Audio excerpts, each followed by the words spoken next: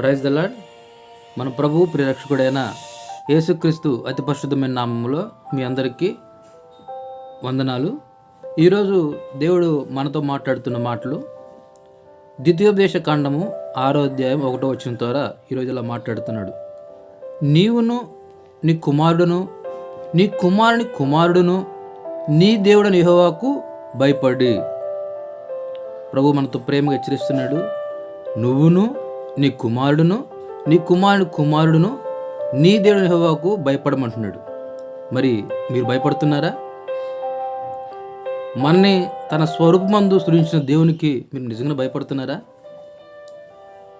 మనల్ని కని పెంచిన తల్లిదండ్రులు భయపడుతున్నారా? అదేవిధంగా విద్యాబుద్ధులు నేర్పిన టీచర్స్ భయపడుతున్నారా? అదేవిధంగా పోలీస్ యంత్రాంగం మీరు భయపడుతున్నారా? ఎవరికి మీరు భయపడుతున్నారు? ఈరోజు దేవునికి భయపడుకోకుండా నీ ఇష్టానుసారంగా నీకున్న బలాన్ని బట్టి కానీ, నీకున్న ధనాన్ని బట్టి కానీ, నీకున్న ఆస్తిని బట్టి కానీ, నీకున్న అందాన్ని బట్టి కానీ, నీకున్న పలుకుబడిని బట్టి కానీ మీరు భయపడక దేవుడు ఎవరులే అనుకుంటున్నారేమో. దేవుడు ఈ 2025 సంవత్సరం చివరి దినముల నీతోనే మాట్లాడుతున్నాడు. ఈ మాటలు విని నీవు ఖచ్చితంగా నీ దేవుడు యెహోవాకు భయపడి కొత్త జీవితంలో కొత్త సంవత్సరంలో దేవుని యందు భయభక్తులు కలిగి ఆయన సొంత రక్షణకి అంగీకరించి ఆయన వైపు తిరగాలని దేవుడు ఆశపడుతున్నాడు. దేవుడు ఎంత మంచివాడంటే నీ మరణ పంచు వరకు కూడా దేవుడిని ప్రేమపూర్వక పిలుస్తున్నాడు.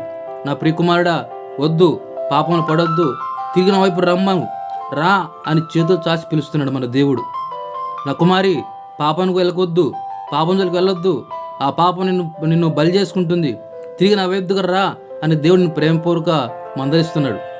సో ఈరోజు ఈ వాక్యము ద్వారా నీవు నిజ దేవుని వైపు తిరిగి ఆయన తట్టు తిరుగుతావని దేవుడిని ప్రేమపూర్వకంగా హెచ్చరిస్తున్నాడు.